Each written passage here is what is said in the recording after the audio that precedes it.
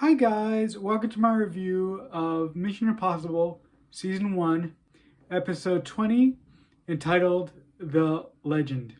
In this episode, the IMF gets entrusted with stopping a group of Nazi generals who get together under the guise of reforming the Nazi Party. The first thing that I noticed while watching this episode is very thematically similar to an earlier episode this season called The Legacy, where the IMF got entrusted with stopping a team of Nazi loyalists who basically wanted to put together Hitler's grand army to basically conquer the world and spread the seeds of Nazism all over the planet. There are small differences in this episode that I did appreciate, that sort of differentiate the earlier episode that had a very similar plot. One thing that I did find particularly interesting and particularly distressing was all of the Nazi paraphernalia all over the place. Like, it really begged the question to me because this meeting is supposed to be taking place somewhere in South America, and it would be strange to me that like any neighbors who lived around this specific property would be kind of concerned that outside the house you had people with guns and in full Nazi gear. It's a fact that came into my head at the beginning of this episode, saying, gee, wouldn't somebody be concerned about this house being guarded by guys in Nazi uniforms? Like, wouldn't that cause somebody's attention? Like, I'm sure the area that they're in isn't completely secluded. It's a very small, minor gripe. I particularly liked the performance by the sort of head Nazi of the mystery benefactor that has brought these other top Nazi lieutenants together. His performance from the very beginning is very cold, very calculated, and very racist from point one. When Cinnamon and Dan come to the meeting playing the role of a daughter and a father who had been invited to this meeting because they were apparently loyal to Hitler in his socialist party. Right from when they first meet, this guy by the name of Frederick Root puts in slightly veiled racist insults to the fact that Cinnamon is indeed a woman. He slightly insults her, but then he slightly shows compassion to the fact that she is a German woman as far as he knows.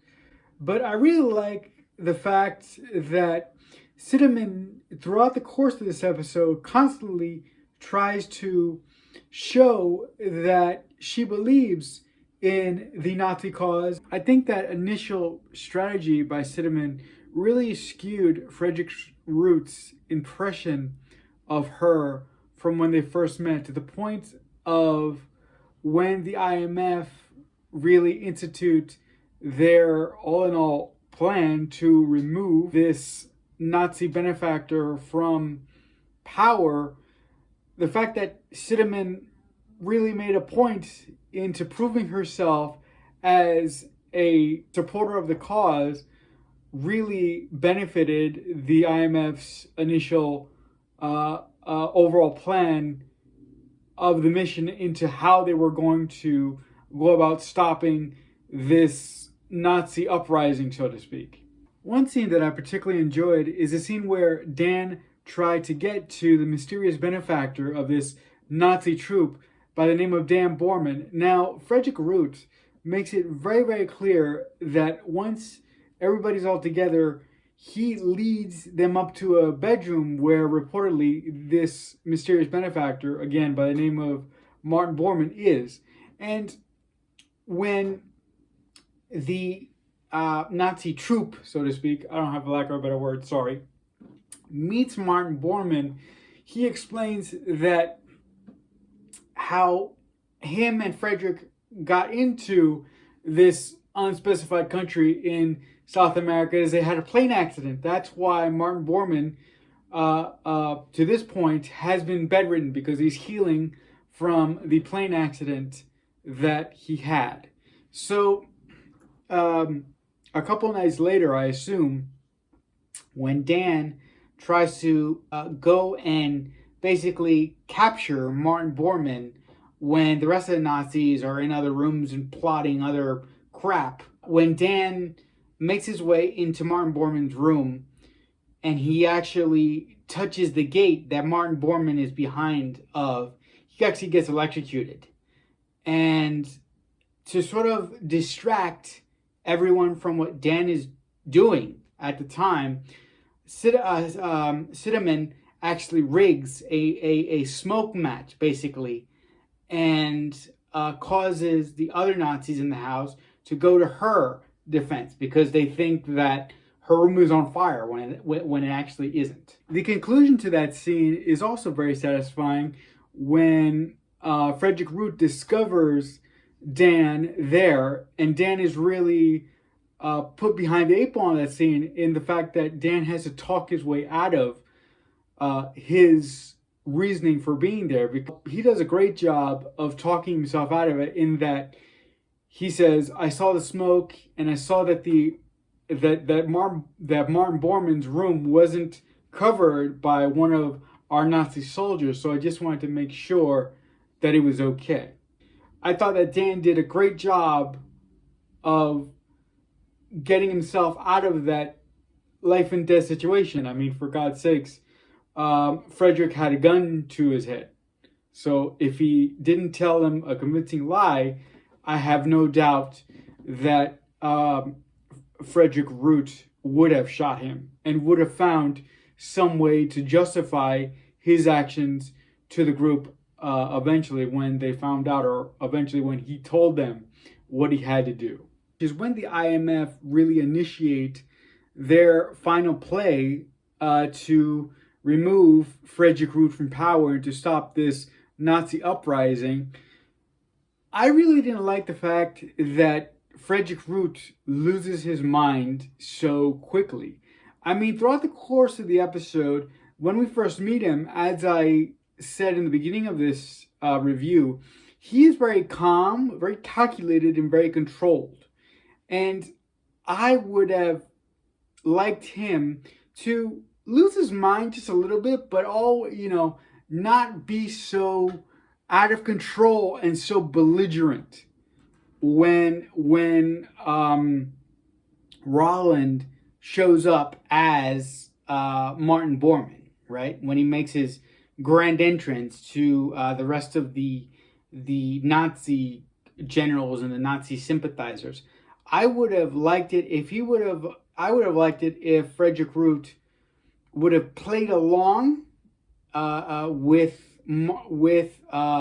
Rollins' game for however long he had to do, and then did some investigating as to who the hell Rollins was, how is this happening, and what do I have to do to get power back, and what do I have to do to explain to the others that Rollins is a phony and I am the real Martin Bormann. I am the guy that initiated this whole thing.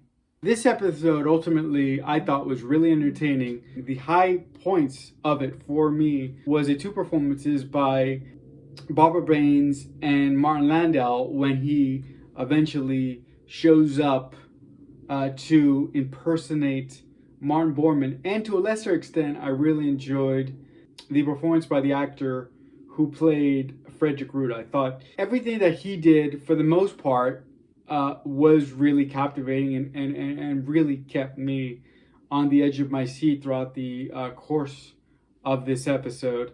But other than those small little gripes, I really enjoyed this episode, and I think it was a really good watch. With all that being said, my grade for this episode would be a B minus. So there you have it, guys. My review for Mission Impossible Season 1, Episode 20, entitled The Legend. In the comments below, if you've seen this episode, tell me what you liked about it, tell me what you didn't like about it. But, as always, until next time, I'll see you when I see you. So much happened here, and so much is about to.